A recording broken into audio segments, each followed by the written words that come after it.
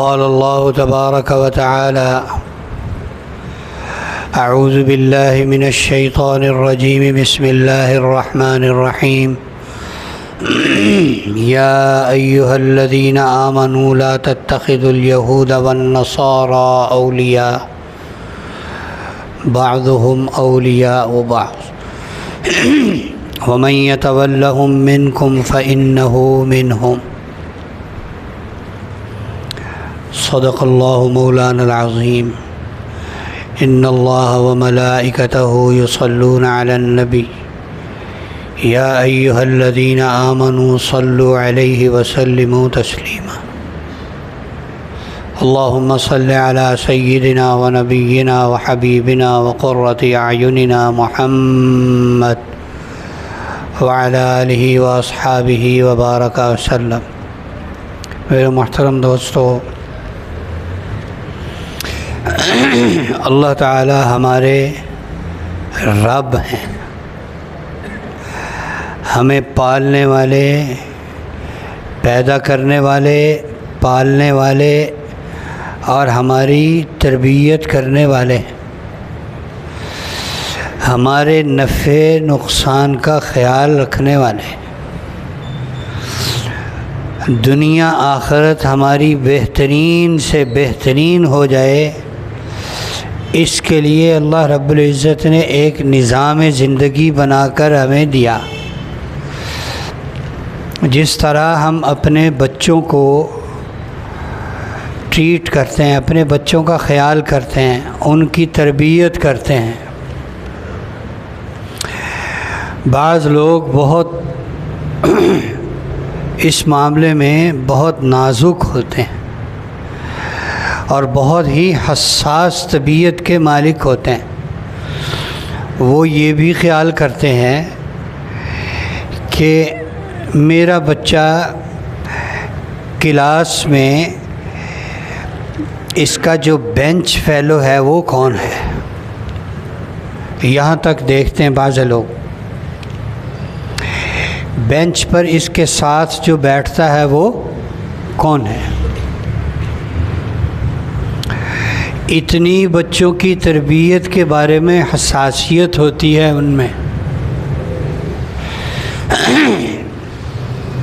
اللہ رب العزت نے بھی ہمیں ایسے ہی ایک ایک بات کی طرف توجہ دلائی. اس سے تمہیں تعلق رکھنا چاہیے، اس سے نہیں رکھنا چاہیے. یہ بتایا: یا ایھا الذین آمنوا اتقوا اللہ وکونوا مع الصادقین. اے ایمان والو، اللہ سے ڈرتے رہو، نیک لوگوں کے ساتھ رہو، سچوں کے ساتھ رہو.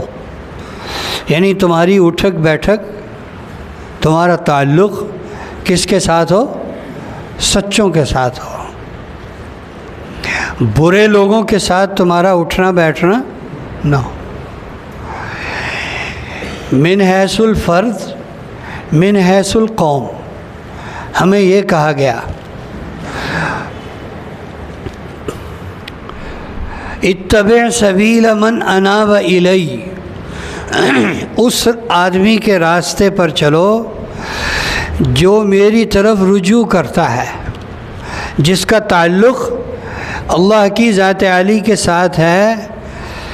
ہمیں کہا گیا اس کے راستے پر، اس کی بات مانو، اس کے پیچھے چلو. چنانچہ کچھ لوگوں کے ساتھ سے ہمیں منع کیا گیا. اس میں سر فہرست وہ قومیں جنہوں نے اللہ کی نافرمانی میں حد سے تجاوز کیا. ہمیں ان کے بارے میں حکم دیا گیا: یا ایھا الذین آمنوا، اے ایمان والو، لا تتخذوا الیہود والنصارى اولیاء. یہود و نصارہ کو اپنا دوست مت بناؤ. دیکھیں اس میں کہا گیا یا ایھا الذین آمنوا، اے ایمان والو. تو ایمان والوں میں کون آیا؟ صرف عوام الناس آئے حکمران نہیں آئے، یا صرف حکمران آئے اور عوام الناس نہیں آئے؟ کیوں جی؟ سب آ گئے، ہے نا ایسے؟ اے ایمان والوں میں سب مسلم حکمران اور تمام کے تمام مسلم عوام سب آ گئے۔ اب ہر آدمی کی اپنی اپنی حیثیت ہے، وہ اپنی اپنی حیثیت کے مطابق ان کی طرف مائل ہوتا ہے۔ چنانچہ سب کو منع کیا گیا کہ ان کو دوست نہ بناؤ۔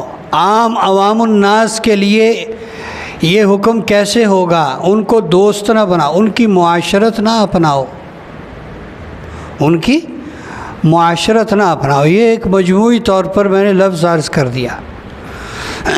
مسلم حکمرانوں کو بھی اس میں حکم ہے کہ ذرا خیال رکھنا، یہ تمہارے دوست نہیں ہو سکتے کبھی بھی۔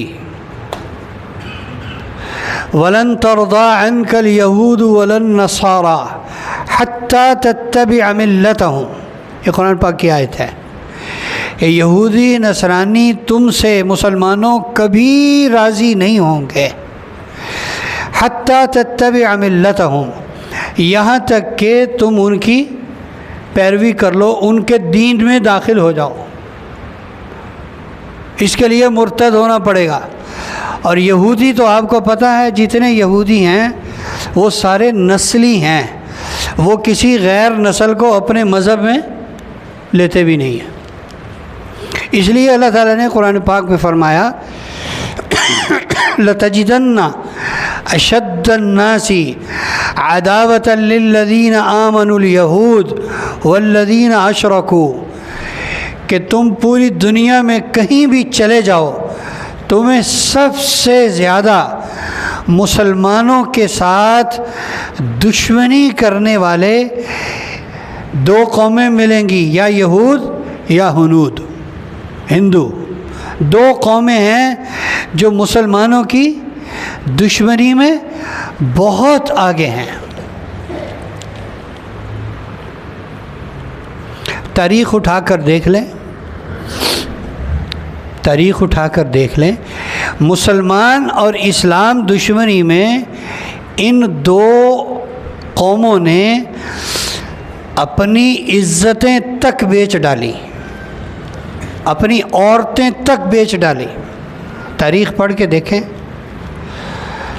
سلطان صلاح الدین ایوبی رحمۃ اللہ علیہ، نور الدین زنگی رحمۃ اللہ علیہ، فلاں فلاں فلاں، یہ سب جن کا یہودیوں سے اور عیسائیوں سے پالا پڑا، وہ دیکھ لیں کہ اپنی لڑکیاں تک پہ آج تک یہی ہو رہا ہے، آج تک یہی ہو رہا ہے۔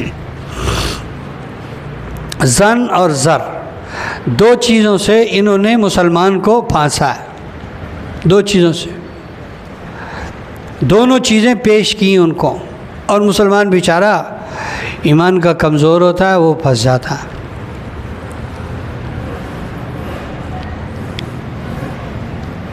اللہ رب العزت نے اپنے رب ہونے کی حیثیت سے ہمیں ان باتوں کی طرف توجہ دلائی کہ ان کو اپنا دوست نہ بنانا۔ بعضهم اولیاء و بعض، یہ ایک دوسرے کے دوست ہیں، تمہارے دوست نہیں ہو سکتے، تمہارا ساتھ نہیں دیں گے، تمہیں ہمیشہ ماریں گے۔ یہ دور نہ جائیں، آج کل جو حالات چل رہے ہیں وہ دیکھ لیں۔ آج کل جو حالات اتنے سالوں سے تقریباً 71 سال ہو گئے پاکستان بنے ہو، کتنے سال ہو گئے جی؟ ہاں جی 76 سال ہو گئے۔ تو اس کو یہ جو فلسطین اسرائیل کا جو پھڈا ہے، اس کو 1 سال کم ہے، کیونکہ 1947 کو پاکستان وجود میں آیا اور 1 سال بعد اسرائیل نے اپنا نام نکال دیا کہ یہ ہماری ریاست ہے۔ اس وقت سے وہ مسلمانوں کو مار رہا ہے، کبھی کسی نے نہیں کہا بھائی کیا کر رہے ہو، نہ اقوام متحدہ نے کہا، نہ امریکہ نے کہا، نہ روس نے کہا، نہ چائنا نے کہا، نہ کسی اور نے کہا۔ اور ابھی جو انہوں نے ایک چوٹ لگائی تو اس میں سارے اکٹھے ہو گئے، سارے اکٹھے ہو گئے، اور ہم اس قدر غفلت کے اندر مبتلا ہیں، ہم اس قدر غفلت میں مبتلا ہیں، ادھر مسلمانوں کی نسل کشی ہو رہی ہے، ادھر میچ چل رہا ہے، ورلڈ کپ چل رہا ہے۔ اتنی بے حسی، اس قدر بے حسی ہے کہ ہم اپنے کاموں میں مشغول ہیں، ہمیں کچھ نہیں پتہ کیا ہو رہا ہے دنیا کے اندر، ان پر کیا بیت رہی ہے، ان پر کیا یہ ان کی شروع سے تاریخ ہے۔ حضور اکرم صلی اللہ علیہ وسلم سے اور آپ سے بھی پہلے آپ علیہ الصلاۃ والسلام کے ساتھ دشمنی کرنے والے اور وہ جو منافقین کا ٹولہ ایک کھڑا کیا انہوں نے، وہ بھی تیار کرنے والے کون تھے؟ یہودی تھے، انہوں نے تیار کیا انہیں اور مسلمانوں کے مقابلے میں کھڑا کیا۔ مسلمانوں کی جڑیں کھوکھلی کرنے کے لیے انہوں نے اس وقت بھی یہ کام کیا، آج بھی یہی کام کر رہے ہیں۔ ہر مسلمان ملک کے اندر انہوں نے وہ طبقہ پیدا کیا حکمرانوں کے اندر جو کہ اپنوں کو کاٹ رہا ہے۔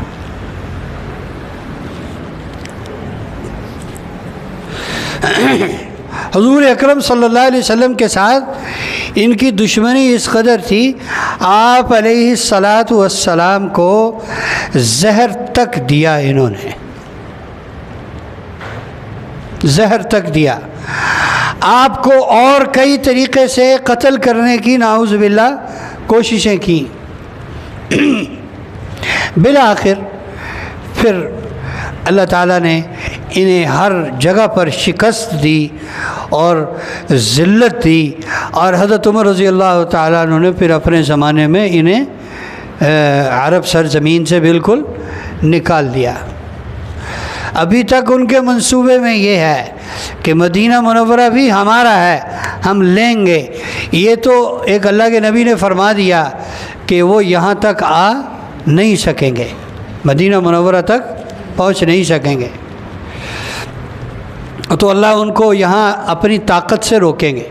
لیکن اور جگہ پر مسلمانوں کے سپرد کیا گیا معاملہ کہ مسلمانوں کو دیکھیں گے مسلمان کیا کرتے ہیں،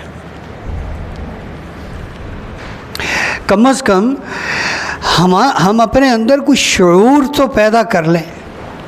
اب یہ ایک معاملہ چل رہا ہے، اس پر عام عوام الناس یا بہت سارے دوسرے لوگ وہ اپنے ملک کو بدنام کرنے کے لیے ہر ممکن کوشش کر رہا ہے۔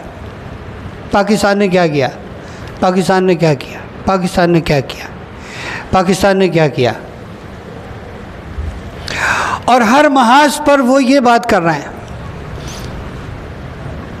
ہر جگہ ہر موقع پر یہ بات کر رہا ہے۔ مجھے ایک قصہ یاد آ گیا، ایک آدمی تھا، ایک یمن کا غالباً ایک شہر ہے صنعاء، یمن کا شہر ہے میرے خیال میں، آج کل وہ یمن میں ہے۔ کسی وقت میں جو اسلامی سلطنت کے بادشاہ تھے وہ اپنی ملکہ کے ساتھ صنعاء کے دورے پر آئے، اور یوں سمجھ لیجئے انہوں نے وہاں کھلی کچہری لگائی ہوگی، واللہ اعلم، بہت سارے لوگ جمع ہوئے۔ ایک آدمی کے پاس ایک گدھا تھا جس کا رنگ بالکل سفید تھا، انگریز نسل کا گدھا تھا، یوں سمجھ لیں چلیں، بالکل سفید۔ بادشاہ کی جو ملکہ تھی، اللہ کی شان، اس کو وہ گدھا پسند آ گیا، اس کو وہ گدھا پسند آ گیا۔ اس نے اپنے خادموں کو نوکروں کو کہا مجھے یہ گدھا چاہیے ہر قیمت پر۔ انہوں نے اس کو ایزی لیا، انہوں نے کہا وہ اس کو جا کے سمجھایا وہ گدھے کے مالک کو، اس کا بھائی دیکھ تیری خوش قسمتی ہے، تیرے گدھے کی خوش قسمتی ہے کہ تیرا گدھا ملکہ کو پسند آیا۔ میرا تو دل کر رہا تھا کہ اگر وہ یہاں ہوتا تو اس کو کہتا بھائی ملکہ بھی کتنے اونچے خاندان کی ہے، اس کو گدھا ہی پسند آیا۔ ملکہ بھی کیا چیز تھی، گدھا ہی پسند آیا۔ خیر یہ تو کوئی ایسی حیرانگی کی بات نہیں ہے، آپ اس آدمی کی عقل دیکھیں۔ اس نے کہا میں نے نہیں دینا گدھا۔ میں نے کہا بھائی تجھے تو ہدیہ دے دینا چاہیے۔ میں نے کہا نہیں دینا، نہیں دینا۔ انہوں نے کہا منہ مانگی قیمت پر دے دو۔ اس نے کہا نہیں دینا۔ وہ ملکہ کے پاس گیا کہ ملکہ عالیہ وہ تو دینے پر آمادہ نہیں ہے۔ اس نے کہا کہ ہر قیمت پر مجھے یہ گدھا چاہیے، جو مرضی کرو، سونے میں تول دو اسے، یہ گدھا لے کر آؤ۔ وہ اصرار کر رہے ہیں، وہ انکار کر رہا ہے، یہ کہہ رہے ہیں دو، وہ کہہ رہے ہیں نہیں دوں گا۔ میں نے کہا میری بات سنو، میرے استبل میں 6 گھوڑے بندھے ہوئے ہیں، ان میں 2 گھوڑے ایسے ہیں وہ ایسی اونچی نسل کے ہیں کہ تمہارے بادشاہ کے پاس بھی نہیں ہوں گے، ہمارے بادشاہ کے پاس بھی نہیں ہوں گے، بادشاہ تو سب کا تھا وہ۔ انہوں نے کہا میں یقین کے ساتھ کہہ سکتا ہوں کہ وہ 2 گھوڑے 6 میں سے ہمارے بادشاہ سلامت کے پاس بھی نہیں ہوں گے، وہ 2 لے لو، 6 کے 6 لے لو، یہ گدھا نہیں دینے والا۔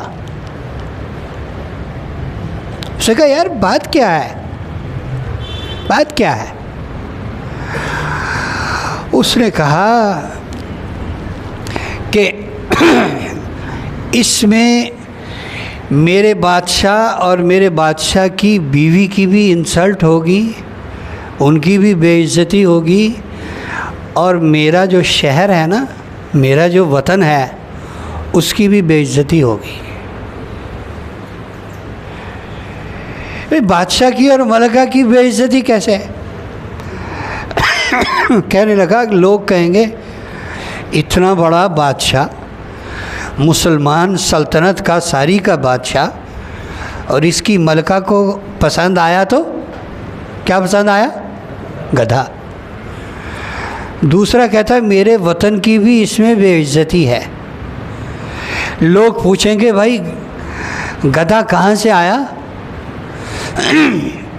کہ فلاں شہر میں اچھا وہاں گدھے ہوتے ہیں، اچھا وہاں کے گدھے اتنے خوبصورت ہوتے ہیں۔ تو اس نے کہا میرے شہر کی پہچان کس سے ہوگی؟ گدھوں سے ہوگی۔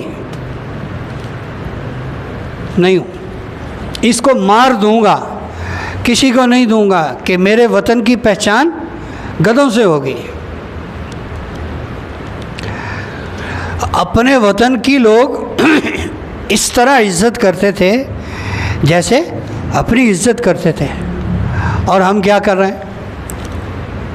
ہم کیا کر ابھی ایک صاحب نے میرے سے پوچھا کہ جی وہ ایک صاحب نے نہیں پوچھا، کئیوں نے پوچھا کہ پاکستان کا کیا کردار ہونا چاہیے۔ میں نے کہا کیا پتہ جو کیا سارا پاکستان کے کردار سے کیا ہو، جو کیا ہے سارے پیچھے پاکستان نے۔ بلکہ میں نے ایک بڑے آدمی سے سوال کیا، ایک بڑے اللہ والے، ان سے میں نے سوال کیا، میں نے کہا حضرت آپ اس کو کس تناظر میں دیکھ رہے ہیں کہ پاکستان نے کوئی کردار ادا کیا ہوگا؟ انہوں نے فرمایا اتنی بات تو کنفرم ہے کہ اس طرح کی بڑے کام بغیر کسی کی معاونت کے نہیں ہو سکتے، اور مسلمان ممالک میں ایک ہمارا ملک ہے جس کو اللہ نے اتنی قوت عطا کی ہوئی ہے کہ وہ سب کو پاگل کر دے، سب کے نظام کو پاگل کر دے۔ دوسرا، اگر یہ انہوں نے کسی کی مدد کے بغیر بھی کیا ہے اس کو ہم چھوڑ دیں کہ کس نے مدد کی کس نے نہیں کی. ایک بات سوچیں کو اللہ رب العزت کی مدد بھی کوئی چیز ہے؟ کیوں جی؟ اللہ تعالیٰ کی مدد بھی کوئی چیز ہے؟ جب اللہ رب العزت کی مدد آ جائے، اللہ رب العزت کسی کا نقصان ہونا طے کر دیں، تو پھر کسی کا جو میزائل ڈیفنس سسٹم ہے یا فلانا سیکیورٹی سسٹم ہے وہ چلتا ہے آگے، اللہ کے آگے چلتا ہے. وہ اللہ کا حکم اوپر ہے یا سائنس اوپر ہے؟ یہ آپ من حیث المسلم یہ بتائیں کہ کس کا امر غالب ہے؟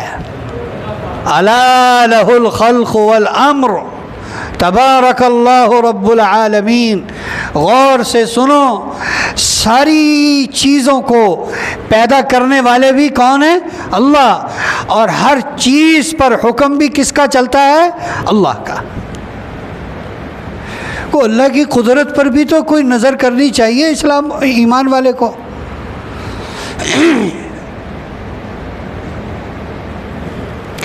مسلمانوں کے اندر سے اسلامی غیرت اور حمیت ختم ہو گئی. ابھی ایک بات چل رہی بائیکاٹ کی کہ ان کا ہر محاذ پر بائیکاٹ کیا جائے، ان کی چیزیں استعمال کرنی چھوڑ دی جائے.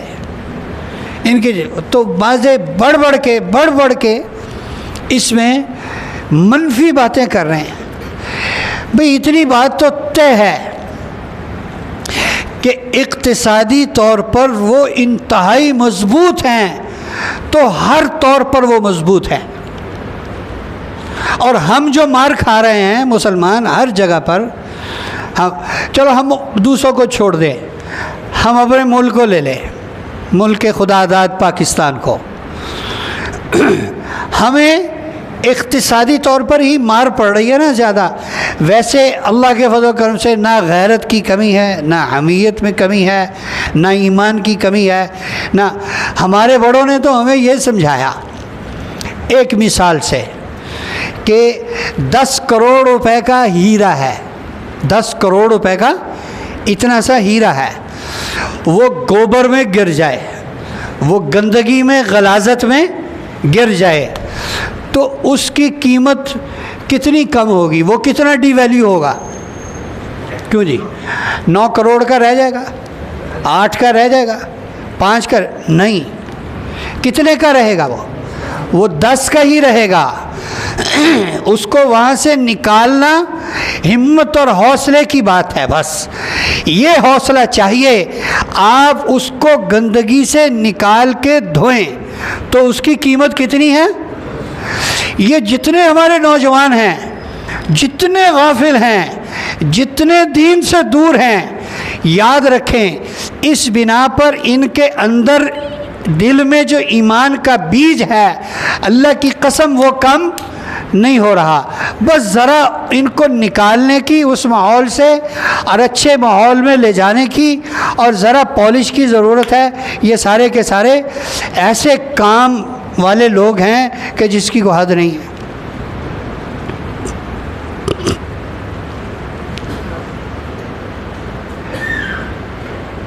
ان کا تو وتیرہ ہے، یہود و نصارہ کا وتیرہ ہے. انہوں نے مسلمانوں کو ہر طور پر، جسمانی طور پر اور ذہنی طور پر، نفسیاتی طور پر مسلمانوں کو تکلیف پہنچانے کی کوئی کسر نہیں چھوڑی. صدام حسین کو جو پھانسی دی گئی تھی، آپ کو پتہ کس دن دی تھی؟ کیوں جی؟ عید الاضحیٰ کے دن.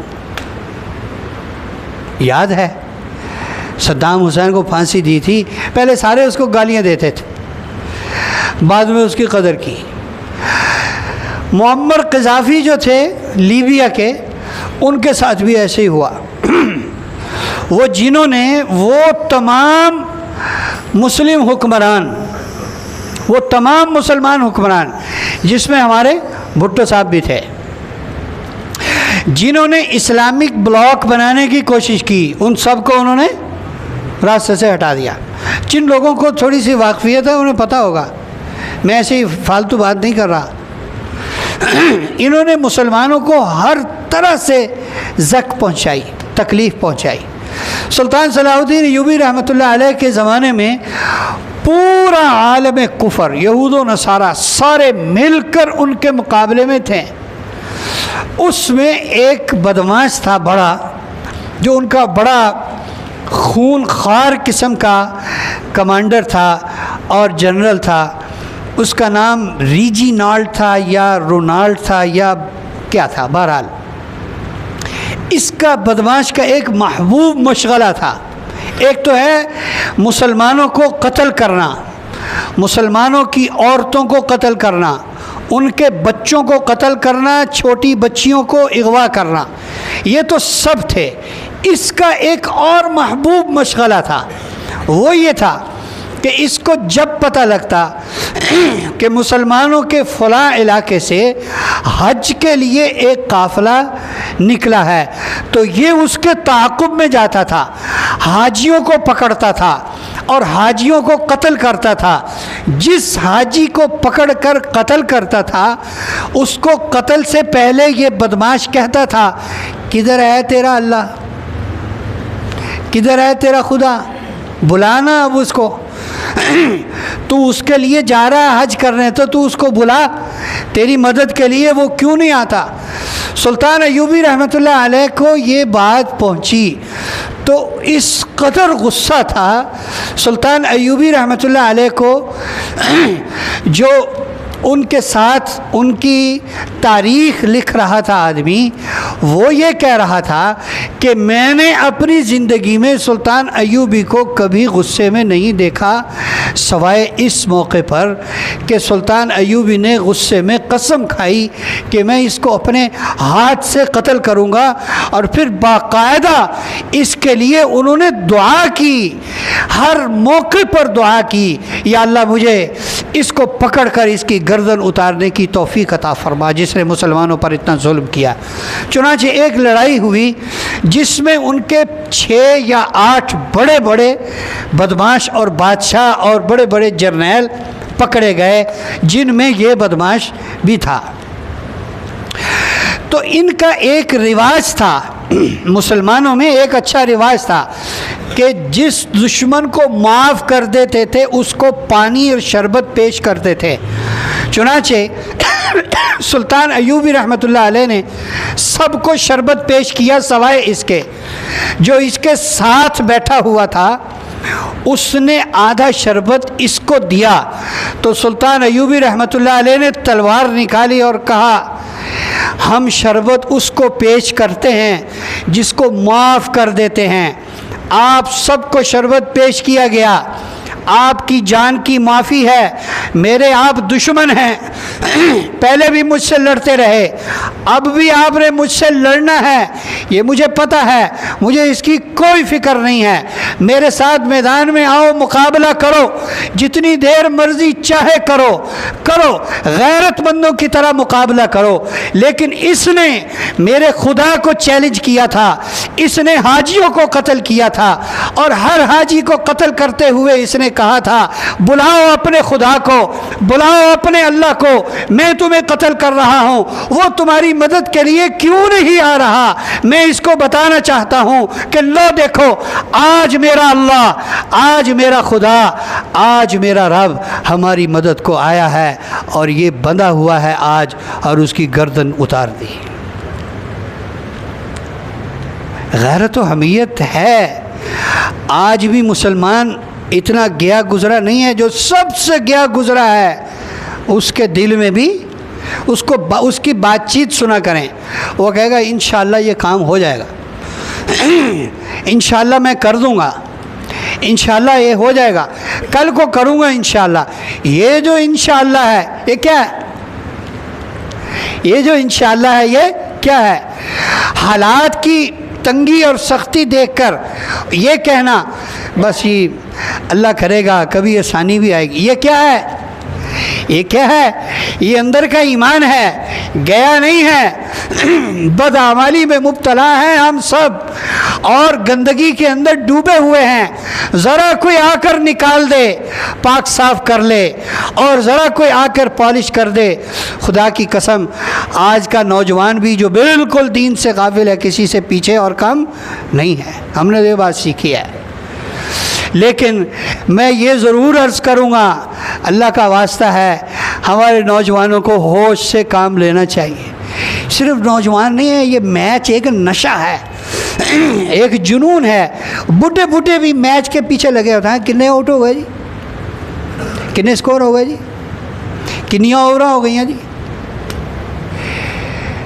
وہ لوگ کیا، ان کے جو شہید ہو رہے ہیں ان سے مشک کی خوشبو آ رہی ہے، اور یہاں ایک طبقہ وہ بھی ہے جو ان کی برائیاں کر رہا ہے۔ چھوٹے چھوٹے بچے جو زخموں سے چور ہیں وہ بھی کیا کہہ رہے ہیں؟ اللہ اکبر، اللہ اکبر، اللہ اکبر۔ اور چھوٹے چھوٹے بچے وہ اپنی ماں کو تسلیاں دے رہے ہیں۔ وہ کہہ رہا ہے، ایک بچہ، میری ماں رو رہی تھی، میں نے کہا اماں روتی کیوں ہو؟ روتی کیوں ہو؟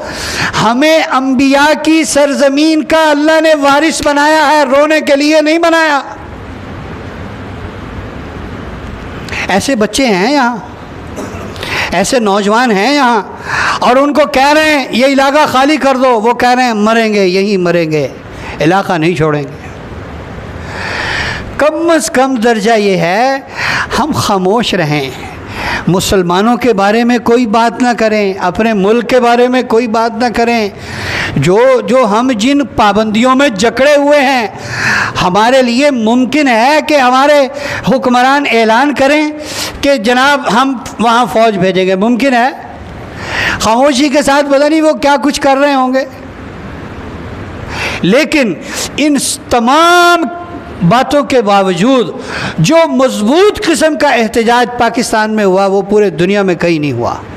اب بعض دیگر ممالک میں بھی ہوا، بہت ساری چیزیں ہوئیں، اب تو بہت ہو رہا ہے کہ بچوں کو مار رہے ہیں، اسپتالوں کو مار رہے ہیں، یورپ کے ملکوں میں بھی ہو رہا ہے۔ لیکن جو مضبوط بات ہے پاکستان سے الحمدللہ سامنے وہاں گئی ہے ان کی حمایت میں، وہ بھی ایک حقیقت ہے، اس کو بھی دیکھیں۔ اپنے ملک کے بخیے ادھیڑنا اور دوسرا طبقہ وہ ہے جو ان کی غلطیاں نکال رہا ہے۔ ان کو کیا ضرورت تھی ان پر حملہ کرنے کی، ان کو کیا ضرورت تھی یوں کرنے کی وہ کم از کم درجہ یہ ہے ہم اپنی زبانوں کو روکیں اور ان کے لیے کیا کریں؟ دعا تو کر سکتے ہیں، دعا تو کر سکتے ہیں۔ بعض بدبخت ایسے ہیں، بد نصیب ایسے ہیں، وہ کہتے ہیں ناداں گر گئے سجدے میں جب وقت قیام آیا، ناداں گر گئے۔ وہ مطلب وہ دعا بھی نہیں کرنے دینا چاہ رہا ہے، وہ کہہ رہے ہیں کہ دعا بھی نہ کریں۔ جو ممکن ہو سکے کسی سے بھائی قانون کے دائرے میں رہتے ہوئے وہ کریں، اور دعا تو ہر کس و ناکس کر سکتا ہے۔ اللہ رب العزت ہمیں ان باتوں کا یقین اور ان پر عمل کی توفیق نصیب فرمائے۔